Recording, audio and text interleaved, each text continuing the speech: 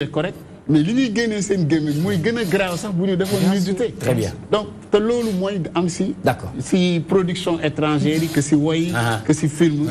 Donc man pour man lu may ñaan mooy nañu jox plus d'importance nos productions locaux parce que li ñuy produire fii nii y a pas mieux aujourd'hui Sénégal talent la si domaine yëpp. loolu la sax boo xoolee bouquet TNT by Excaf jagleel chaîne boo xamante ne théâtre TV la lépp li nga xamante ne théâtre la muy suñu yëfu bopp foofu dañ ko fay seetaan ñu bàyyi la nga am loo ci dolli très rapidement limitation bi nga ne ko yaa ngi insisté limité culture dafay dugg effectivement culture dafay dugg ndaxte culture sénégalaise bokkul ak culture malienne bokkul ak culture nigérienne bokkul culture tchadienne parce que tey Sénégal limitation bi xam nga tax mu fi am tey soo ko defee lu ñu lay njëkk a wax Cheikh Ahmadou Bamba amul Mali. Alaaji Malick amul Mali. Mam Limamou Laye amul Mali. Mam Baye Niass amul Nigéria ou quelque chose. On est entièrement d'accord. Tey suñu culture la mais nañu jàpp ni dañu toll benn jamono boo xamante ni tout a été mondialisé. Très bien. Parce que tey suñu amee suñu culture ba suñu culture permettre ñun suñu art ñu am fu ñu war a limiter donc waruñu permettre les occidentaux di am ay licence suñu réew. ba permettre di dugal yenn. mais jàppoon ne mën nañoo je te donne un exemple.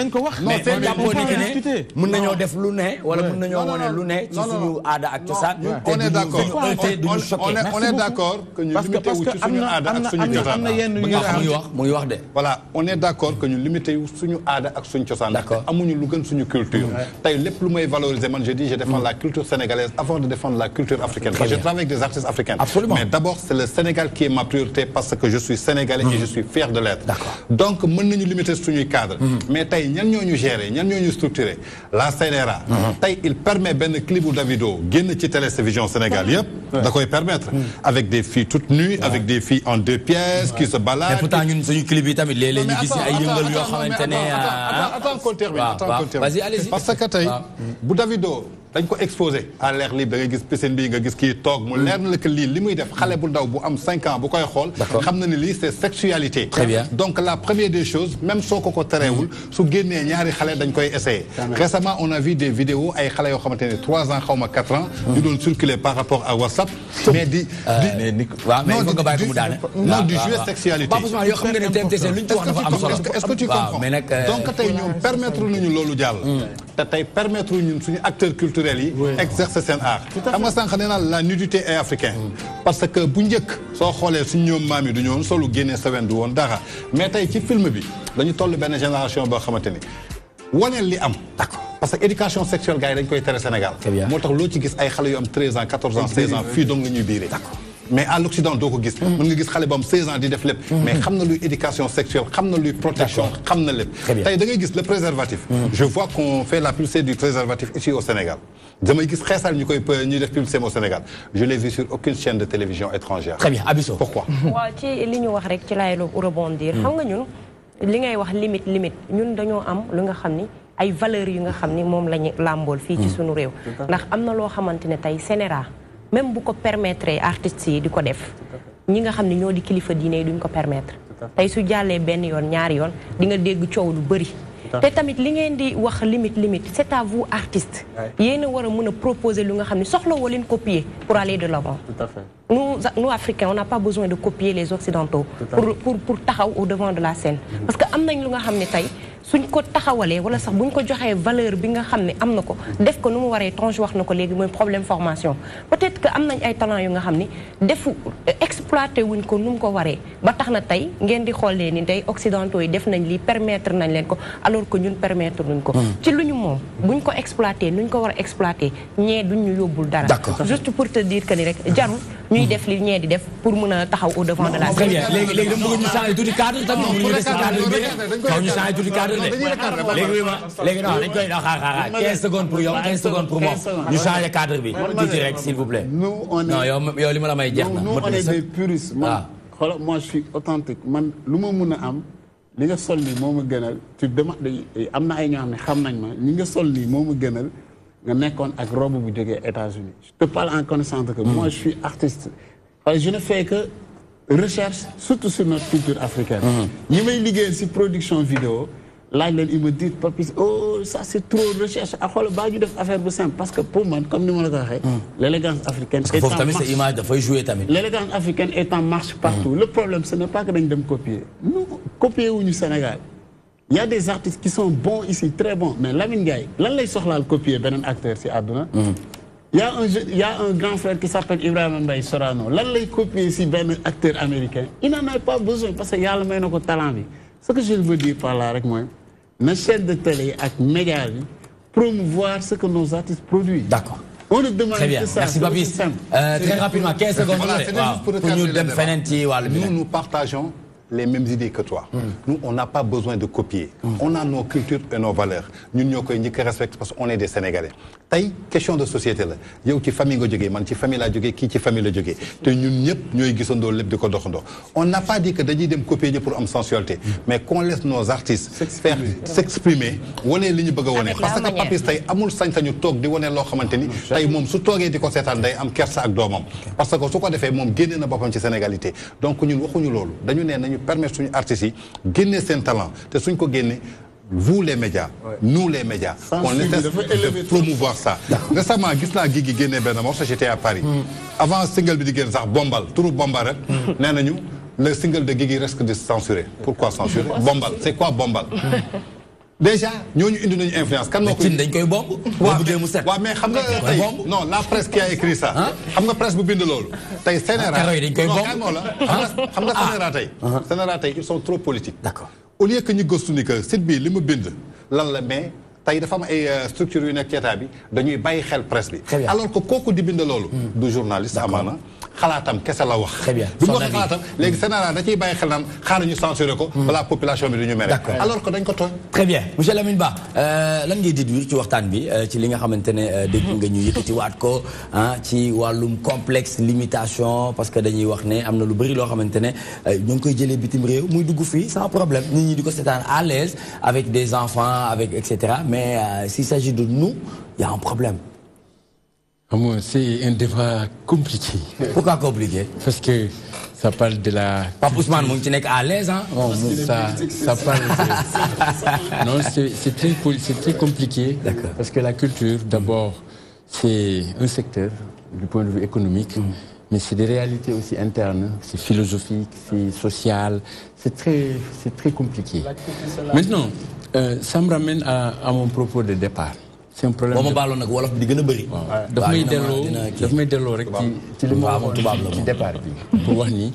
a un problème de professionnalisation. Tout à fait. Je me dis une anecdote. Je me à l'étranger, Médina. Médina. Après, je suis dans Médina, dans l'Angaï. Un an après, je suis fini parce que bi ko yóbboo am ñu ko gis ñu bëgg ko bi mu ñëwee di ko jëndaat mu fekk paa bi jël benn étiquette il était en train de mettre l'étiquette de Zara ci dara bi quoi et ki ñuy yóbbante mu wax ko mu ne ko mais pourquoi defloo ci sa tur quand même Mamadou Gueye Samba Ndiaye ça ramène au débat du produit.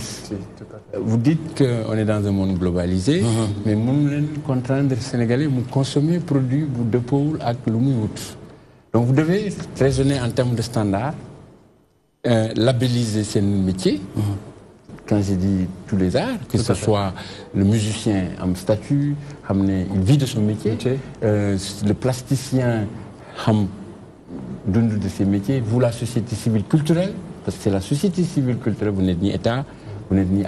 Vous êtes de la société civile, comme Rado, nous qui environnement, vous faites aussi votre partition.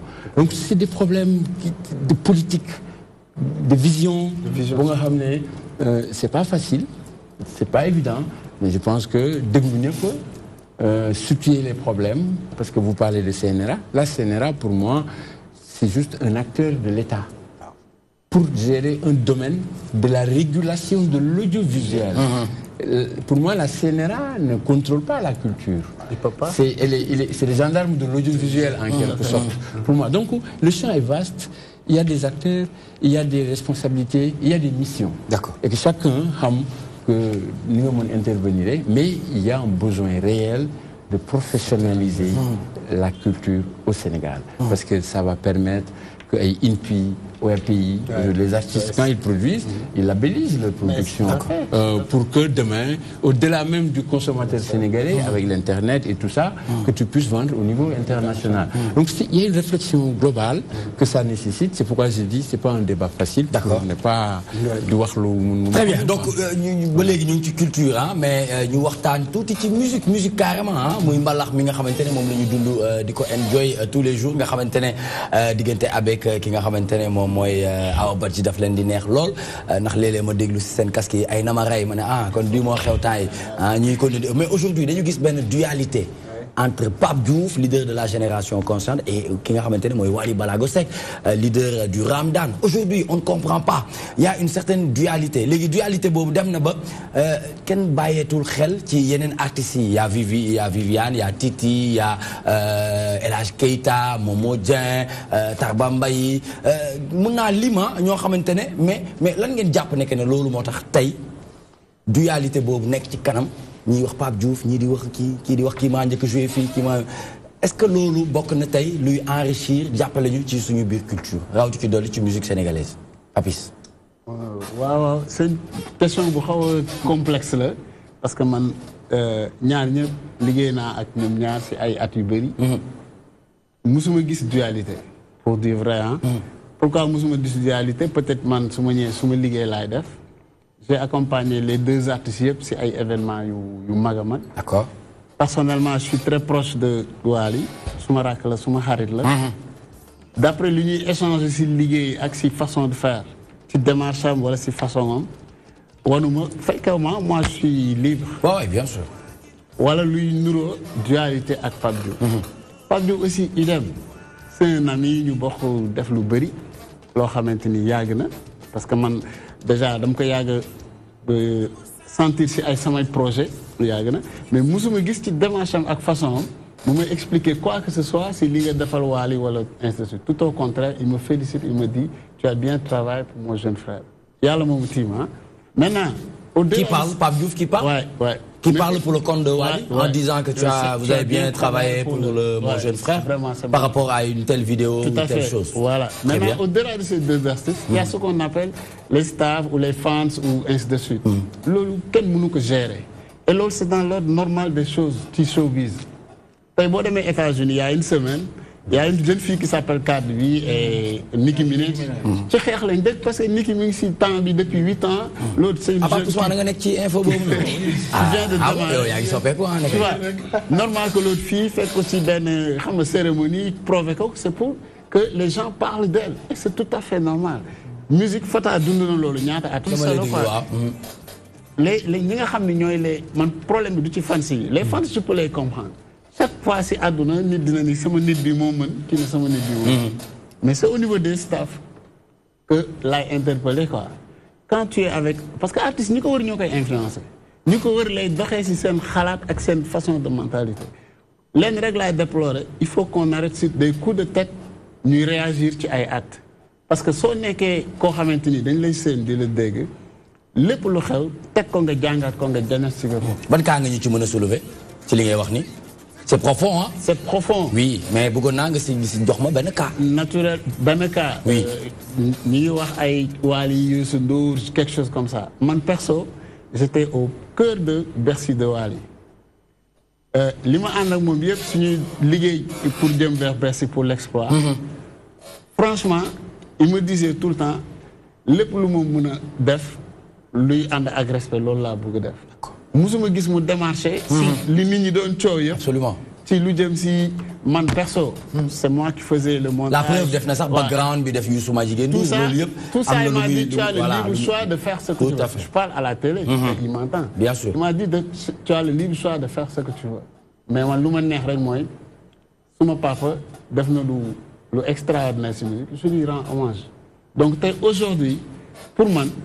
baax na trop artistes yi nga xam ne ñoom la ñuy boole si genre truc yooyu que ñoom aussi ñu apaiser un peu le débat waxtaan ak seen fans yi génne ay mots yoo xam ni ça va être par contre am na si ñoo xam ni auprès des artistes li leen yëkkati du defar li leen yëkkati du defar loolu il faut le dire te loolu mënul ñàkk parce que yow tey Nicolas soo nekkee star Tange nekk star man ma bëgg a siiw su ma ñëwee si Tange il est occupé su ma ñëwee si yow pour bëgg a gën yi xam nga pour bëgg a être que wane que je suis proche de Nicolas je dis des bêtises sur Tange c'est ça un peu rek qui fait le truc mais aujourd'hui ñi nga xam ne ñooy def seen liggéey si wàllu communication si wàllu structuration si wàllu promotion. Très bien. Pour man dualité amul. D'accord léegi Tange moom li ma ko bëgg a laaj mooy Sénégal nit ñi ñoo ngi wax ne Wally Seck dem na Arena hôtel bu Genève c'est pour une première fois benn Sénégalais dem liggéey fa def fa spectacle mais derrière après moi on m'envoie un texto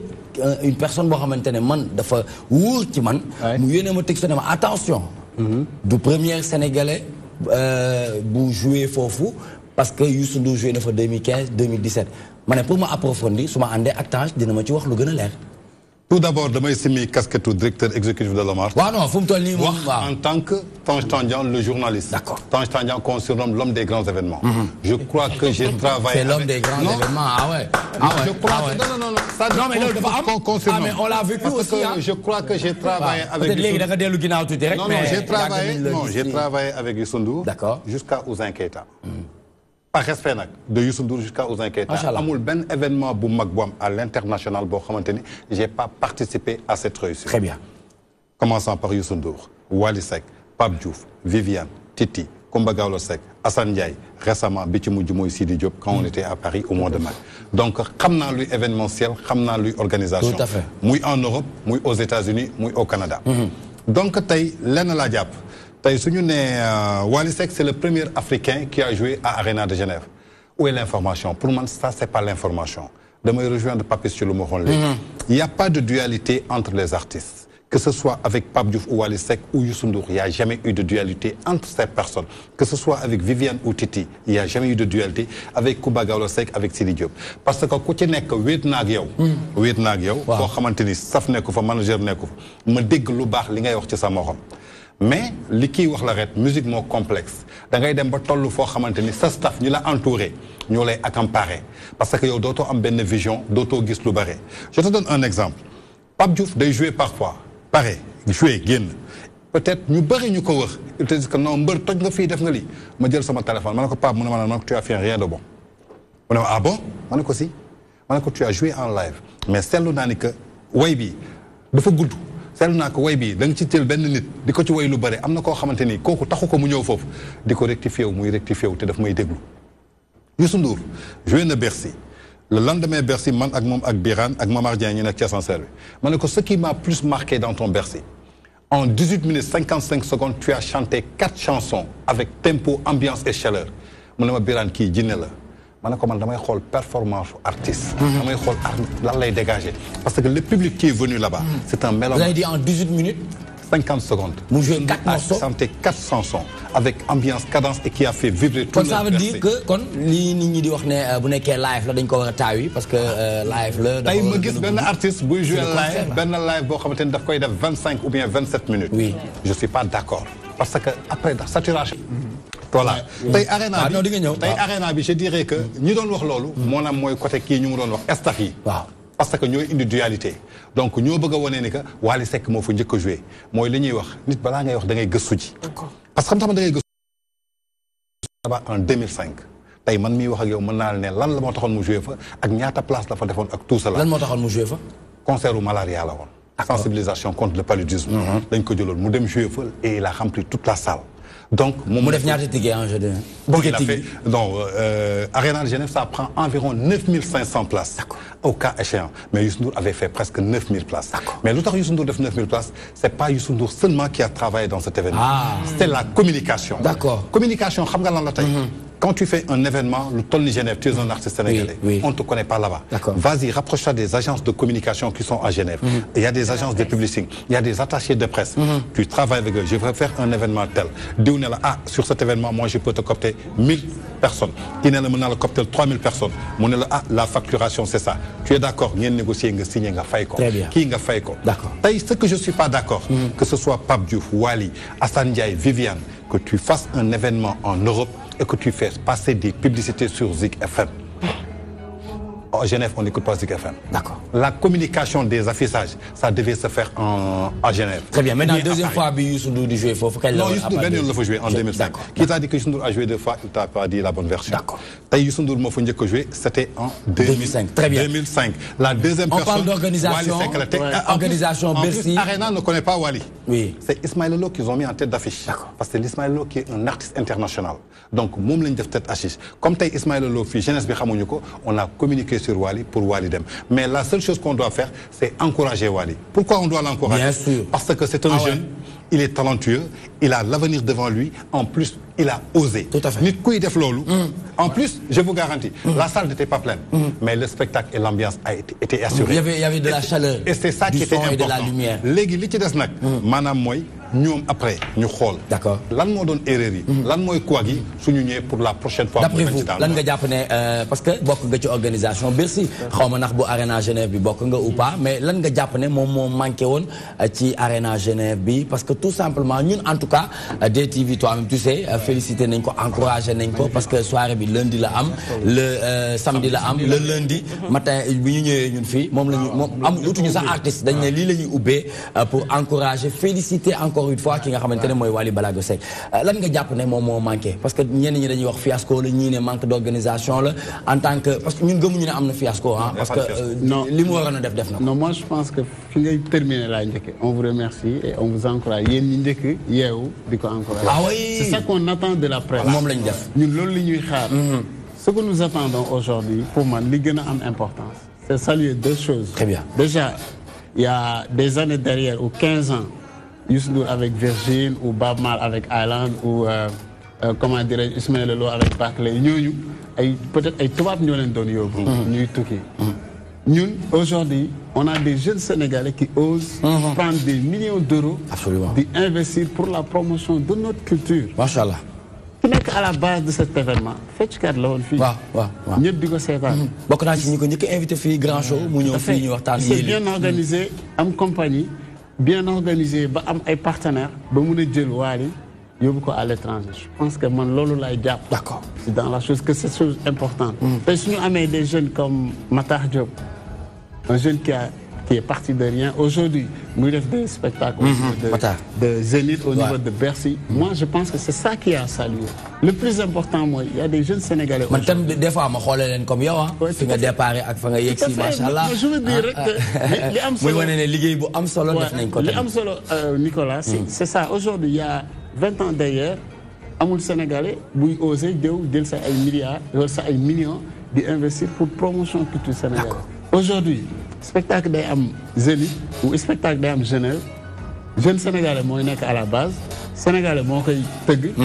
li manqué te des rek mooy. Sénégalais mooy yor communication bi ci mel ni Tange. ban liggéey lañ mën a def ba. du public sénégalais rek moo fay nekk. déedéet.